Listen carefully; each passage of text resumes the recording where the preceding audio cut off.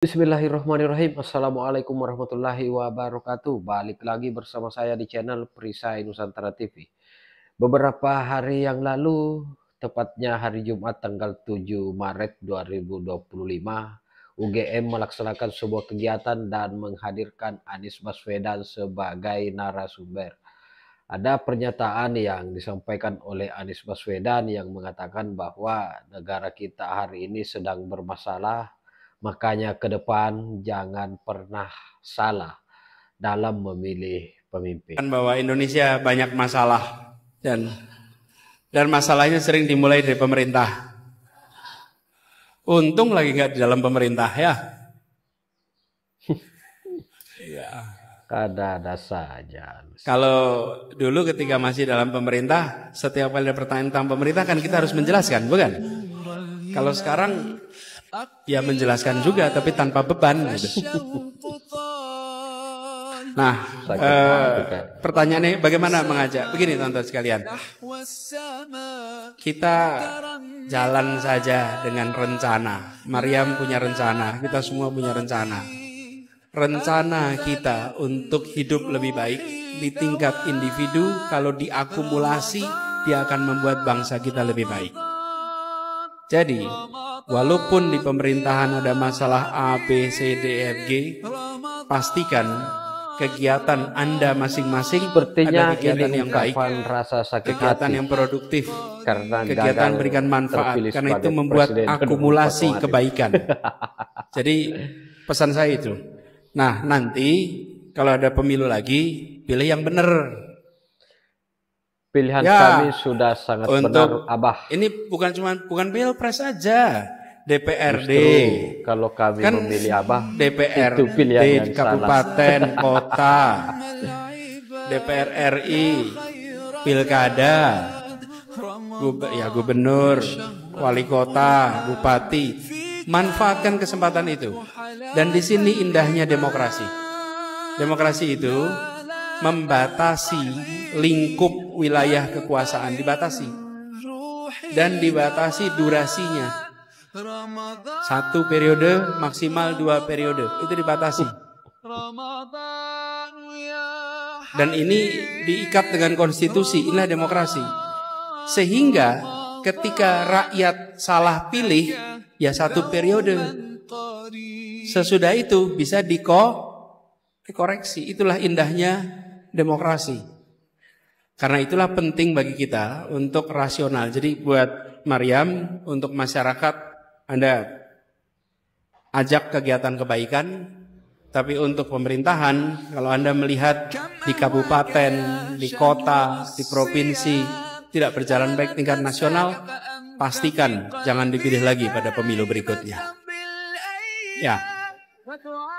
Sahabat-sahabat pasti sudah menyimak apa yang disampaikan oleh Anies Baswedan, bahwa negara kita ini memiliki banyak masalah. Ada masalah A, B, C, dan banyak masalah yang kemudian disampaikan oleh Anies Baswedan.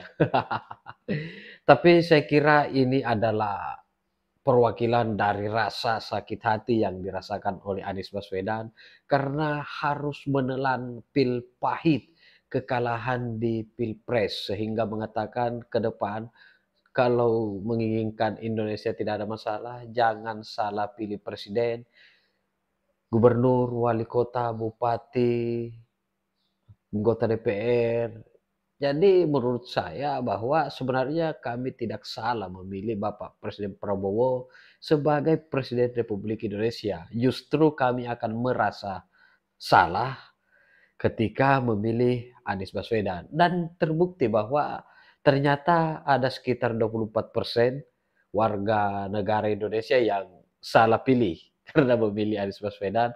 Dan ada 16% yang juga salah pilih karena memilih Ganjar Pranowo. Nah, yang lebih gila lagi sahabat-sahabat sekalian, karena kegiatan ini dilaksanakan di masjid. Seharusnya di masjid ini tidak dijadikan sebagai wadah untuk kemudian membincang persoalan politik. Masjid tempatnya beribadah, jangan politik dibawa ke situ. Tapi tidak heran, karena sejak Anies bertarung dalam kontestasi pemilihan, dia pasti selalu menjadikan agama sebagai tunggangan politik. Jadi tidak heranlah. Nah, pada kesempatan kali ini, karena dalam kegiatan yang dilaksanakan UGM tidak hanya Anies Baswedan, akan tetapi juga menghadirkan seorang Ganjar Pranowo dan juga Mahfud MD sebagai narasumber. Kok aneh ya? Justru yang dipanggil sebagai narasumber mereka yang kalah di Pilpres kemarin. Nah, pada kesempatan kali ini kita akan menyimak bagaimana reaksi dari seorang Opung Parbelak terkait kegiatan yang dilaksanakan oleh UGM, yang kemudian kegiatan tersebut dilaksanakan di masjid UGM dan dijadikan sebagai ajang untuk menjelek-jelekan pemerintah, dijadikan sebagai alat untuk tunggangan politik, dan ini yang sangat tidak masuk akal, sangat tidak wajar yang dilakukan oleh panitia pelaksana kegiatan tersebut, khususnya Universitas Gadjah Mada. Jadi tak perlu berpanjang lebar seperti apa Opung Parbelak merujak habis panitia pelaksana Anies Baswedan, Ganjar Pranowo, dan Mahfud MD. Kita simak videonya berikut ini. Kemarin hari Jumat tanggal 7, Anies Baswedan diundang oleh UGM untuk mengisi acara. Masih laku rupanya. Aduh, masih laku rupanya. Siapa panitianya ini? Selain Anies Baswedan, mereka juga mengundang Ganjar dan Mahfud MD. Barisan kalah. Kok yang kalah semua kalian undang? Kalah semua kalian undang. Panitia. Aduh, panitia. Dengar itu. Kalau mau ngundang itu orang berhasil, jangan orang gagal. Orang gagal kok diundang. Ilmu apa yang diterapkan sama kalian? Ilmu bagaimana caranya gagal. Ilmu bagaimana caranya kalah. Lagian bukannya bilang apa ya? Ini mereka bertiga mengisi acara ya, di acara yang bertajuk Ramadan Public Lecture ya. Tapi masalahnya bukan acaranya, bukan topiknya, bukan pembicaraannya, bukan juga pembicaranya. Yang jadi masalah tempatnya itu di masjid. Kebiasaan Bang. Setauku yang namanya rumah ibadah, mau masjid, mau gereja, mau vihara, nggak pernah di sana itu diizinkan ngomongin masalah politik terlalu dalam.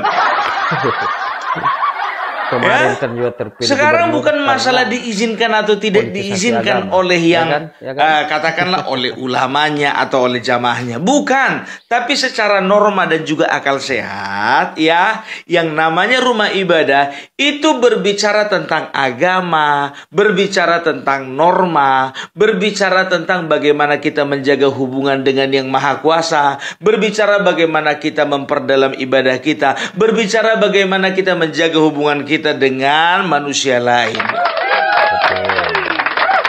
Itu, ini masjid dipakai untuk tempat diskusi politik di mana mereka ya menyampaikan hasrat kebencian mereka kepada pemerintah.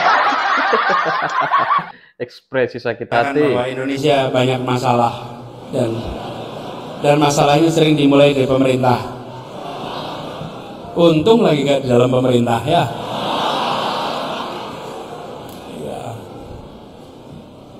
Kalau dulu ketika masih dalam pemerintah, setiap ada pertanyaan tentang pemerintah kan kita harus menjelaskan, bukan? Kalau sekarang ya menjelaskan juga tapi tanpa beban gitu. Kalau mau mematikan demokrasi ada 3 juga caranya. Hah? Udah dipraktekin. Ini jangan dikasih tahu kata, udah dipraktekin. Satu. Ganti aturan main. Benar nggak tuh? Aco nulis. Yang kedua, singkirkan lawan dari pertandingan.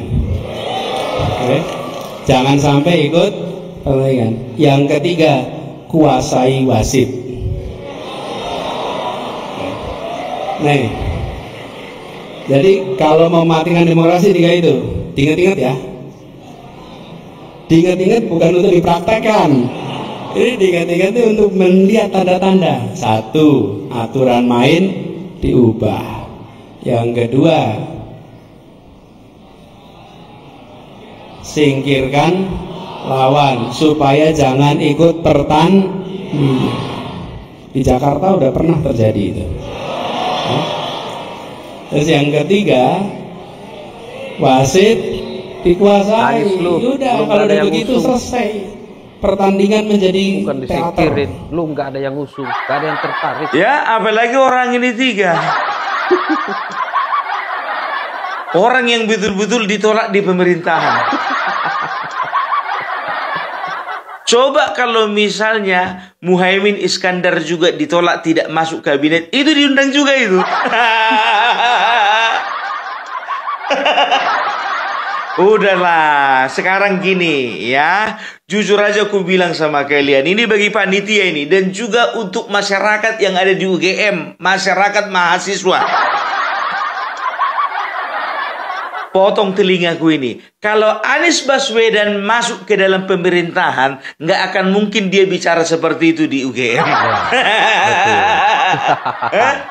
Kalau misalnya Mahfud MD diangkat kemarin jadi Menko Polhukam jilid kedua, nggak akan ngoceh dia di UGM.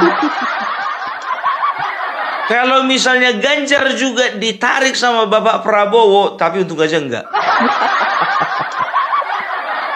Ya, menjadi katakanlah jadi salah satu kepala badan. Nggak akan mungkin juga dia keluar-keluar di UGM. Nggak mungkin.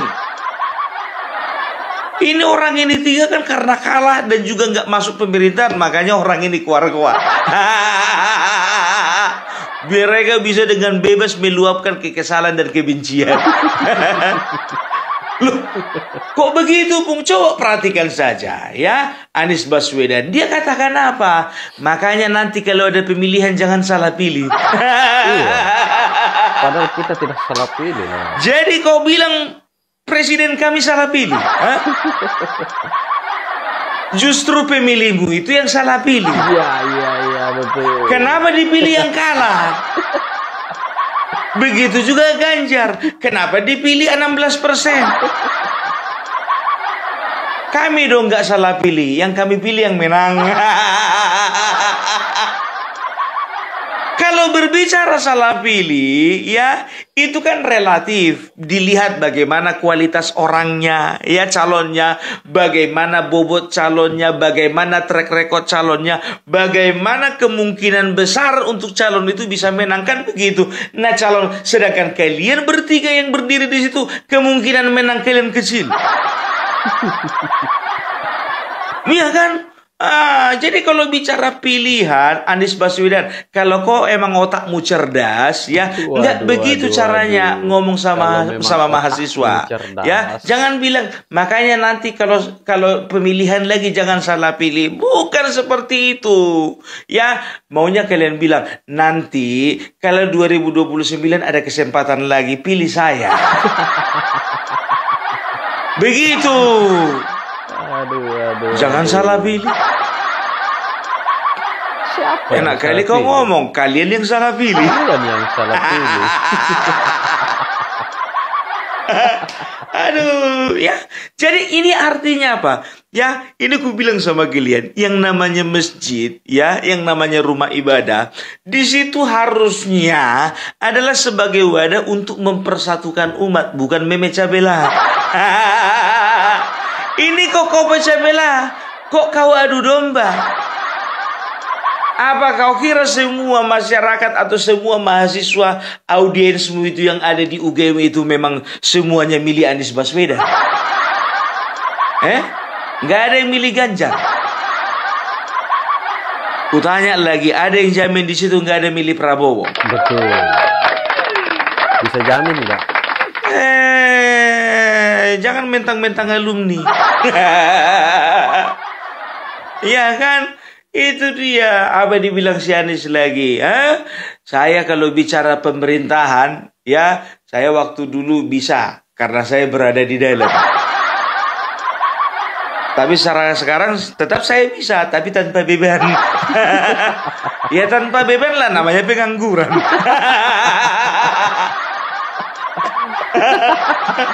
Aduh. Dan tahu enggak kalian ya, Raja Juli Antoni, Menteri Kehutanan, mengatakan apa ya? tempat ibadah masjid itu harusnya adalah tempat untuk sujud dan doa, kan begitu. Aku setuju, memang setuju. Tapi datang si Anies ditangkapi, ya, dalam kesempatan yang lain dia mengatakan apa? Bahwasanya masjid bukan hanya untuk tempat sujud dan doa.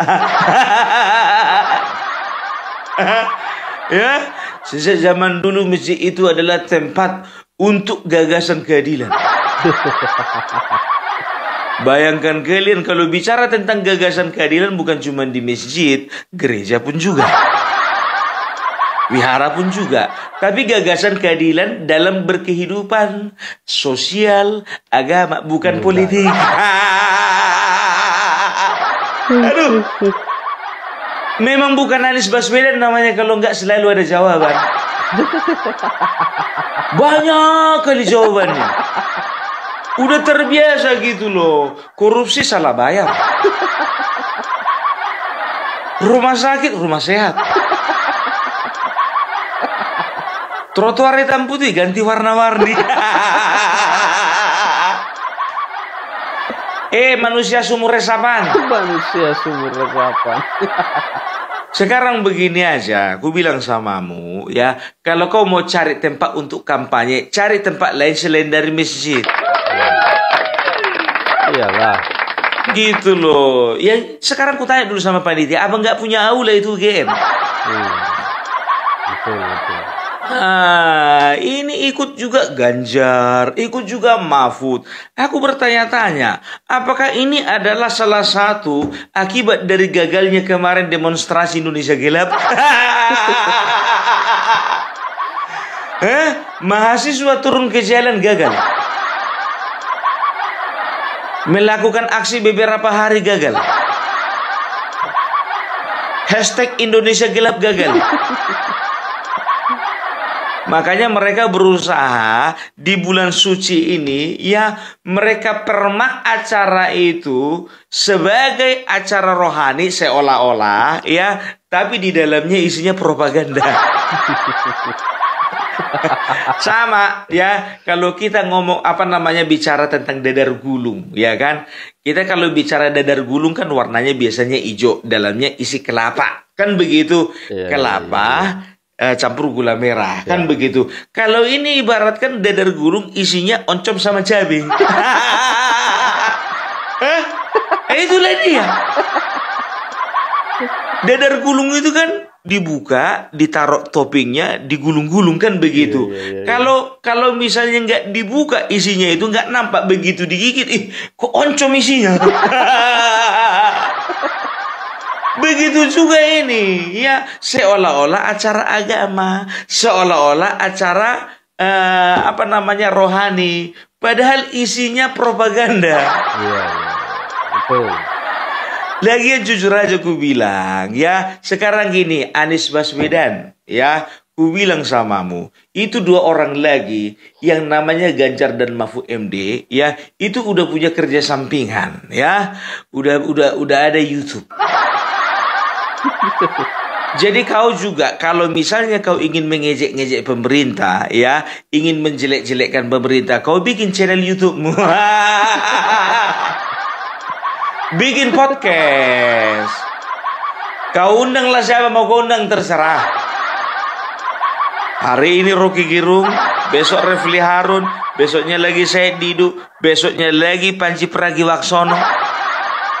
Panggil anak-anak abah. Sukamu, ini masjid, bro. Tapi jujur aja aku bilang, aku takutnya ini kembali lagi ke 2019. Apa itu, Pung? Ya kan, UGM ini kan salah satu perguruan tinggi negeri yang kemarin sempat disusupi sama radikalisme. Ngaku. 11 perguruan tinggi negeri besar di bangsa ini kemarin itu tersusupi oleh paham radikalisme.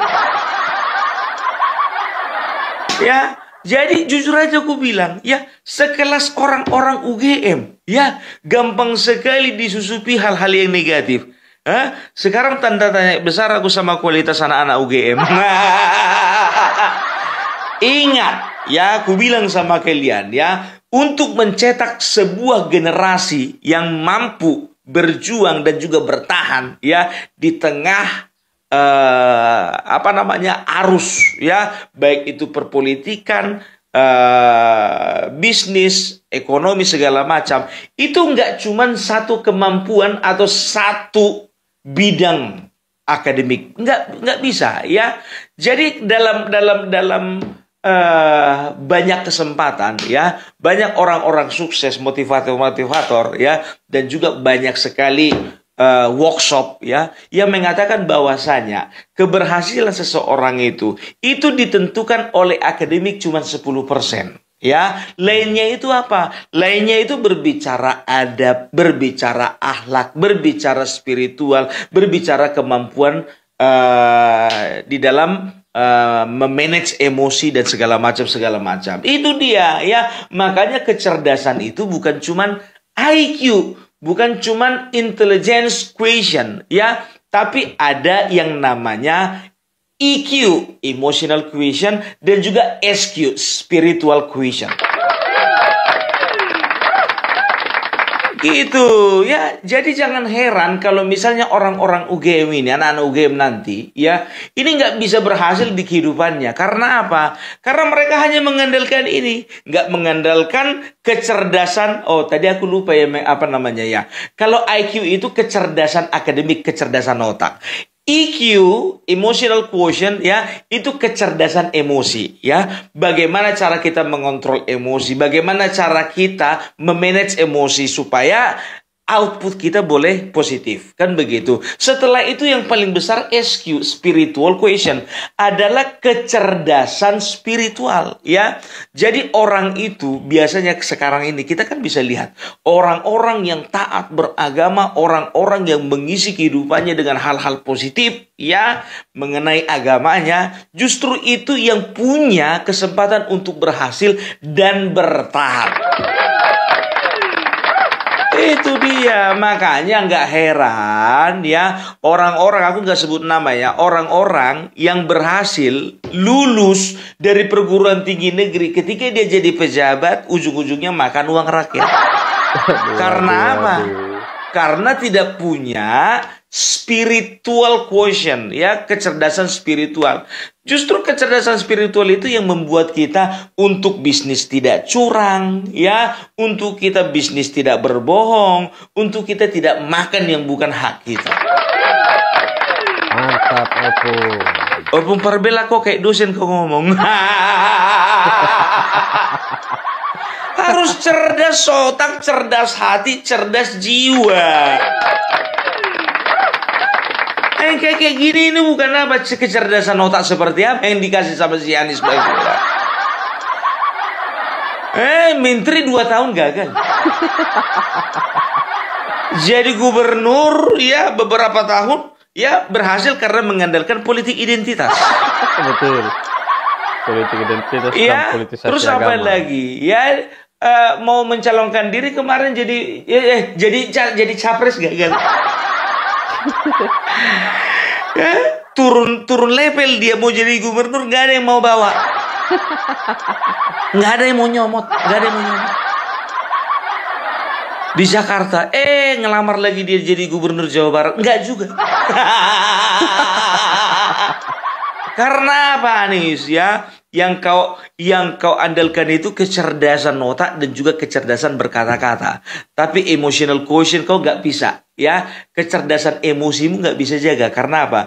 Kau, ya, di dalam beberapa kali kesempatan selalu aja meremehkan lawan politikmu, selalu saja melemparkan kata-kata yang tidak pantas. Ya, jadi bisa dikatakan kau itu gagal. Nggak bisa kau berhasil kau kayak gini terus, ya kan begitu. Jadi percuma kau ngomong ngalur ngidul, ya. Kalau audiensmu itu apalah yang mau dibilang, ya kan? Itu orang-orang yang berpikiran belum matangnya itu. Ya bagaimana coba, ya? Itu kan orang-orang, ya, anak-anak UGM, mahasiswa lah aku bilang, ya. Mahasiswa ini kan kebanyakan masih diisi kehidupannya itu diisi dengan hal-hal yang teoritis, gitu loh, bukan hal-hal yang praktikal. Makanya, ya, ketika mereka menerima pengajaran-pengajaran dan juga ceramah-ceramah model si Anies Baswedan itu, gampang sekali terpengaruh, gitu loh. Karena apa? Alam bawah sadar mereka tidak sadar kalau yang mereka dengarkan itu orang gagal. Ya, itu dia. Sadar enggak kalian yang kalian undang orang gagal itu? Nggak boleh kayak gitu, Bung. Ganjar itu orang berhasil loh. 2 kali dia jadi gubernur. Cuman sial aja dia nggak berhasil jadi presiden. Memang betul, berhasil dia jadi gubernur 2 kali, kan begitu. Tapi dia sendiri juga mengatakan bahwasanya saya gagal jadi gubernur. Karena apa? Saya tidak mampu meningkatkan taraf hidup dan juga perekonomian di Jawa Tengah. Sebetulnya dia udah bisa baca sebetulnya kemarin itu ketika berperang, aku nggak akan bisa menang. Iya kan gitu. Untuk membawa Jawa Tengah aja aku nggak mampu, apalagi Indonesia. Kan begitu. Nah, Mahfud MD, kegagalan apa yang dilakukan oleh si Mahfud MD? Gagal dia menentukan pilihan calon presiden. Kan begitu. Coba kalau misalnya dia gabung sama Bapak Prabowo, aku rasa nggak kayak gitu sekarang. Ya kan? Nah itu dia. Makanya gue bilang lebih baguslah dia berada di rel yang tepat daripada coba waktu Menko Polhukam dia katakan begini penegakan hukum sudah semakin baik, ya kan? Hukum sudah berproses dengan baik. Para penegak hukum juga sudah mulai meningkatkan kualitasnya. Begitu dia mengundurkan diri jadi Menko Polhukam, jadi cawapres dia, dikatakanlah lagi penegakan hukum itu sangat bobrok. Lupa dia Menko Polhukamnya dia. Mahfud. Aduh. Nggak boleh gitu kau, Bung Profesor. Kuhargai orang yang perlu kuhargai, tapi aku nggak akan pernah menghargai orang yang nggak bisa kuhargai. Karena apa? Sedangkan dirinya sendiri nggak bisa menghargai dirinya. Iya kan? Dia katakan penegakan hukum semasa Bapak Joko Widodo adalah penegakan hukum paling buruk. Datang Bapak Prabowo lah, kan Menko Polhukamnya kan ada. Iya. Mau ngomong apa? Betul. Itu dia, ya. Ingat. Kegagalan itu adalah awal dari keberhasilan. Kan begitu. Tapi kalau namanya gagal nyapres, belum tentu berhasil nanti. Ya kan? Loh, nggak boleh kayak gitu, Bung, Bapak Prabowo. Jujur aja gue bilang sama kalian, Bapak Prabowo kemarin, ya, kalau misalnya orang-orang di belakangnya adalah orang-orang yang auranya positif, kurasa menang dia. Ini di lingkarannya orang-orang di belakangnya orang-orang yang auranya negatif. Makanya ketika dia sudah meninggalkan pergaulan yang buruk, akhirnya dia berhasil mendapatkan keberhasilan, kan? Betul. Makanya dia nggak mau lagi berhubungan sama orang yang namanya Rocky Gerung, nggak mau. Habib Rizik, nggak mau. Setelah itu siapa lagi? Pokoknya banyak lah. Said Didu juga ya. Nggak tahu lah. Ya banyak itu ya. Akhirnya apa ya? Akhirnya sekarang dia lebih memilih untuk bergaul dengan orang-orang positif, termasuk Bapak Jokowi dan juga teman-temannya. Ya, jadi ada komentar biar tahu kalian di TikTok mengatakan begini. Anies Baswedan, Ganjar dan juga Mahfud sudah diundang ke UGM. Mulyono kapan? Statement bodoh. Ku bilang samamu, Bapak Joko Widodo tidak terlalu bodoh untuk membuat masjid jadi propaganda. Nggak perlu diikuti jejak-jejak orang bodoh. Kok kau bilang bodoh, Bung Profesor itu? Sekarang begini gue bilang, kalau kita bicara bodoh relatif, bodoh itu bukan cuma bicara akademik, tapi tingkah laku pun juga nampak mana yang bodoh, mana yang pintar. Kalau orang pintar, dia tidak akan pernah menjelek-jelekkan orang lain, dia tidak akan pernah menyerang orang lain, membabi buta, dia nggak akan pernah menjilat Kan begitu ya. Tapi kalau orang yang pintar, bijaksana ya, mereka akan berusaha bagaimana mereka mengontrol emosi mereka untuk tidak menjelekkan orang lain, tidak menjelek-jelekkan lawan debat, tidak menjelek-jelekkan pemerintah sebelumnya. Lihat Bapak Prabowo, dia katakan apa? Saya tidak suka dengan orang-orang yang menjelek-jelekkan dengan menjelek-jelekkan Ibu Megawati. Katanya gitu. Makanya Bapak Prabowo kurang suka sama Bung Parbella. Karena apa? Karena masyarakat menganggap aku itu menjelek-jelekkan Megawati. Padahal Bapak Prabowo harusnya tahu aku itu mendukung Bapak. Bukan menjelek-jelekkan. Kalau udah jelek nggak perlu dijelek-jelekkan.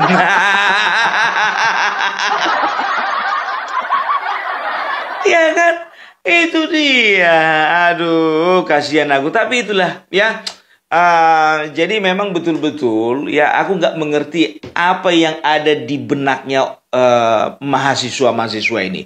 Ya, kemarin turun ke jalan mereka itu gagal dalam aksi mereka ya karena apa? Dobrakan mereka itu ternyata tidak didukung rakyat.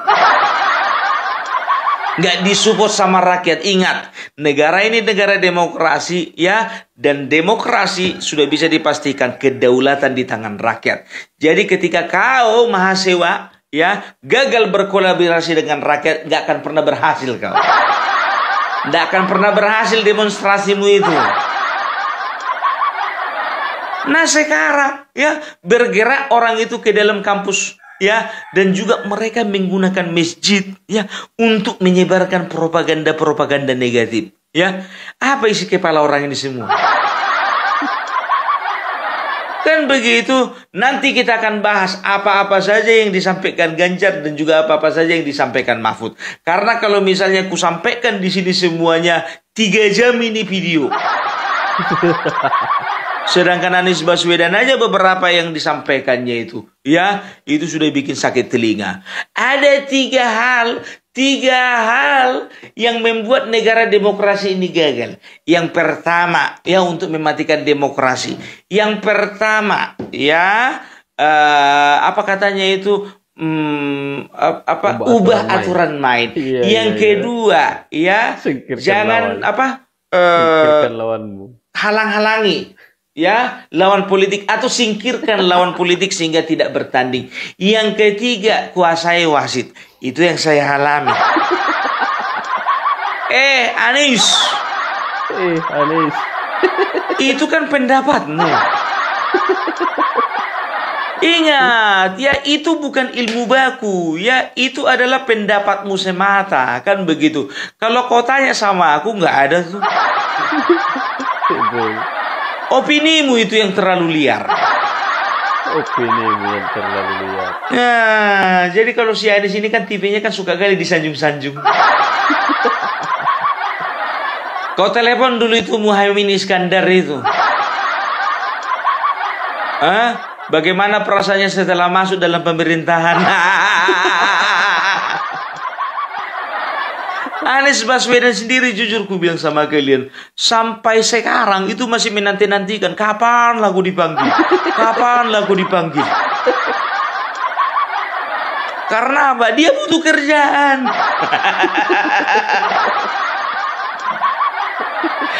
Pung dia kerja, Pung dia udah ngasih kuliah. Apa cukup? Apa dia nggak perlu bayar ya? Segala sesuatu, segala logistik ya, besaran logistik yang dikeluarkan selama ini waktu dia capres. Ya kalau dia nggak perlu bayar ya alhamdulillah. Tapi kalau dia harus bayar utang-utangnya, gimana? Apa cukup gaji dosen bayar-bayar utang?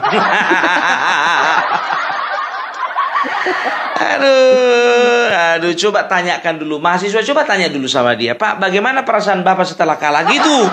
Iya. Tanya lagi sama dia, Pak, apa sumbangsi Bapak setelah kalah? Apa yang bisa Bapak lakukan untuk bangsa ini, Bapak, walaupun kalah sebagai presiden? Maunya kayak gitu. Ini enggak tahu aku apa-apa aja, seputaran apa aja yang ditanyakan mahasiswa. Seputaran bobroknya demokrasi. Seputaran tentang jeleknya pemerintahan. Seputaran tentang oknum-oknum yang merusak pemerintahan. Ya, Itu ke situnya itu udah tahu aku, ya kan? Orang ini sebetulnya Indonesia gelap yang diselubungi. Semangatnya sama ini sama demonstrasi kemarin, Indonesia gelap. Casingnya aja beda. Aduh, jujur aja aku bilang, aduh, ini bulan puasa ya. Kalau bulan puasa itu harusnya perbanyak ibadah, perbanyak hal-hal positif di dalam agama, perbanyak hal-hal yang bisa meningkatkan keimanan kita, ketakwaan kita. Itu yang harusnya dipikirkan, gitu loh. Jangan memecah belah. Udahlah, si Amin Rais kemarin bikin konten-konten fitnah, sekarang Anies Baswedan pun juga bikin acara-acara model seperti itu. Ya, aku mau nanya dulu, ini gimana sih pahalanya ini? Aku nggak ngerti lah, terserah dia lah itu. Kalau memang berapa pahalanya nggak hilang, suka-sukanya lah. Ya, jadi itulah dulu dari Opung Parbelak. Ya, jadi bagi kalian mahasiswa-mahasiswa yang cerdas, ingat ya, kecerdasan itu bukan cuma kecerdasan otak, tapi kecerdasan emosi dan juga kecerdasan spiritual ya. Jangan bangga kalian ketika mengundang orang-orang seperti itu, Rocky Gerung, Faisal Segaf, Refli Harun dan lain sebagainya. Otak kalian terisi, tapi jiwa dan hati kalian kosong. Dengarkan kalian dosen kalian ini. Siap. Ya, inilah dosen kehidupan yang sebenarnya. Oke, salam Parbelak, salam NKRI harga mati. Waduh, sangat luar biasa kuliah yang disampaikan oleh Opung Parbelak, yang notabene juga menjadi sindiran keras bagi Anies Baswedan, Mahfud MD, dan juga Ganjar Pranowo. Memang sangat disayangkan sebenarnya kegiatan yang dilaksanakan di UGM yang seharusnya diisi dengan kegiatan-kegiatan keagamaan, apalagi ini bulan-bulan suci Ramadan, justru yang dilakukan menjadikan agama, menjadikan masjid sebagai tempat untuk kemudian berbincang soal politik, menjelek-jelekan pemerintah, menjelek-jelekan Jokowi, dan ini yang sangat disayangkan. Tapi saya memang tidak pernah heran kalau seorang Anies Baswedan, karena Anies Baswedan lah ini yang merupakan motor penggerak dari setiap pelaksanaan politisasi agama, politisasi identitas. Karena terpilihnya kemarin menjadi gubernur di DKI Jakarta itu kan juga menggunakan pola yang sama. Dan bukan cuma kali ini Anies Baswedan melakukan sosialisasi politik, kampanye politik di masjid. Ini sudah jauh sebelum ini. Jadi saya kira demikian konten kali ini. Bagaimana respon sahabat-sahabat sekalian? Tinggalkan di kolom komentar. Terima kasih. Wallahul muwaffiq ila aqwamit thoriq. Wassalamualaikum warahmatullahi wabarakatuh. Salam waras, salam akal sehat, NKRI harga mati.